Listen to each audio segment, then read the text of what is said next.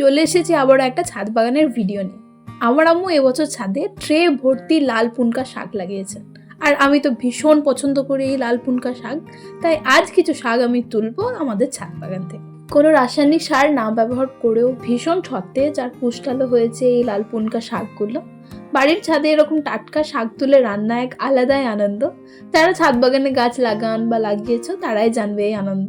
বাড়িতে মানুষ কম, তাই আমি পরিমাণ মতোই তুলবো আজকে রান্নার জন্য। ট্রেটার মধ্যে যে শাকগুলো বড় বড় হয়ে আছে সেগুলোই তুলে নেবো, আর যেগুলো ছোট চারা হয়ে আছে সেগুলো আবারও হবে। তো বেশ কিছু শাকই তোলা হয়েছে, আর কি সুন্দর লাগছে দেখুন এই শাকগুলো। এখন আমি ছাদে বসে এই শাকগুলো কেটে নেব। শাকের পরিমাণ কম হয়ে যাওয়ায় ছাদ থেকে কিছু সবুজ পুনকা আর পালং শাক অ্যাড করলাম। আর এই যে আমার আম্মু দুপুরে রান্না করে দিয়েছেন আমার পছন্দের শাক, আমার তো খুব ভালো লেগেছে।